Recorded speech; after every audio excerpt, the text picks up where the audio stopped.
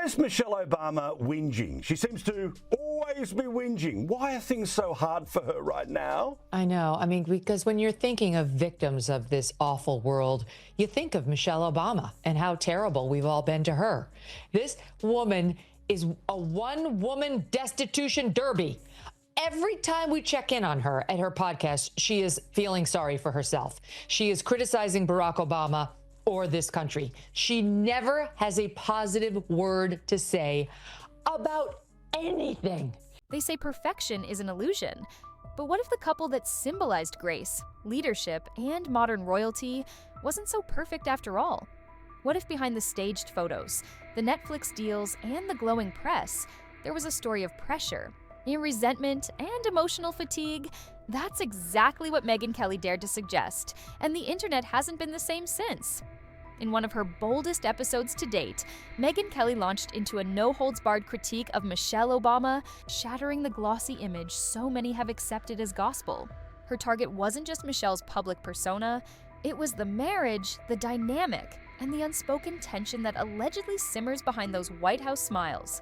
With a microphone in one hand and sarcasm in the other, Kelly did what few mainstream voices would dare. She peeled back the curtain on America's most revered couple. From the very beginning, Kelly's tone was unapologetic. She didn't warm up to the audience. She didn't tread carefully. She started swinging. Her central accusation? That Michelle Obama, despite her immense privilege, success, and influence, can't seem to stop complaining, whether on her own podcast, during interviews, or through her Netflix appearances. Michelle has painted a picture not of gratitude or reflection, but of exhaustion and regret.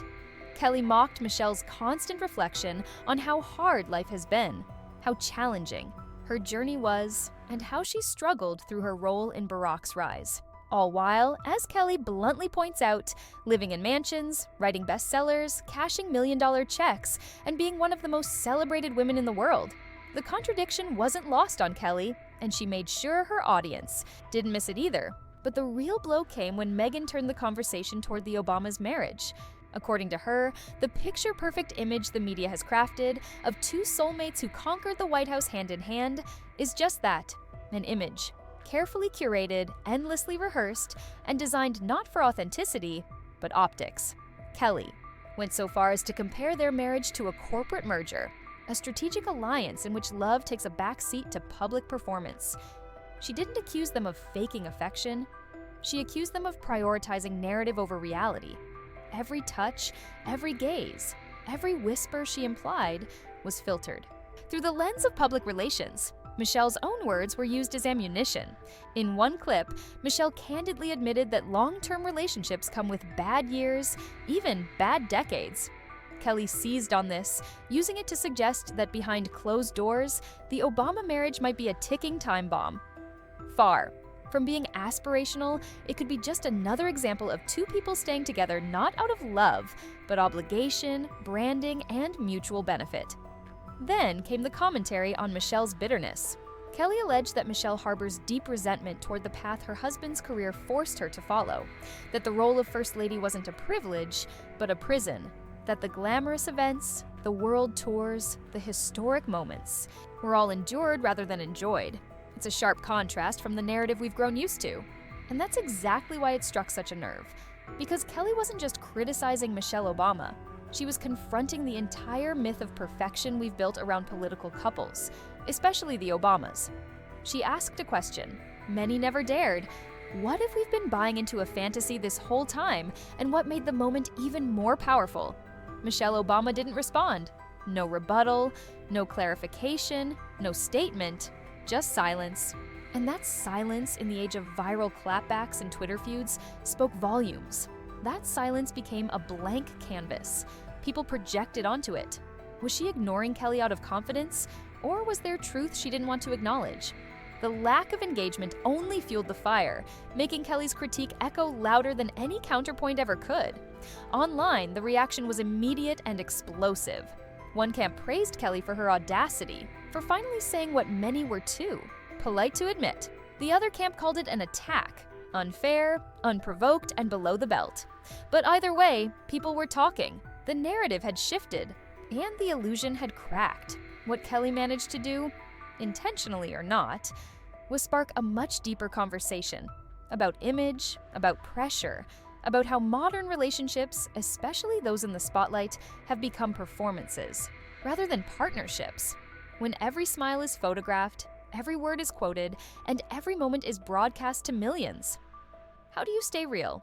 She framed the Obama marriage as the ultimate pressure cooker, a situation where even simple disagreements are complicated by advisors, PR teams, and political consequences, where the expectation of perfection leaves no room for vulnerability. And that, Kelly argued, is not something to envy. It's something to pity. Her roast wasn't just about the Obamas. It was a commentary on society's obsession with curated love stories. We scroll past Instagram couples, red carpet moments, and Netflix documentaries, assuming that those lives must be better than ours, that their smiles are deeper, their bonds stronger. But what if that's all an act? Kelly's central message was clear. You're not failing at love. You're just not playing by Hollywood's rules.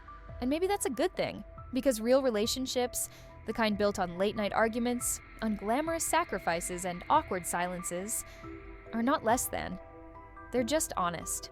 And maybe, just maybe, we need more of that honesty.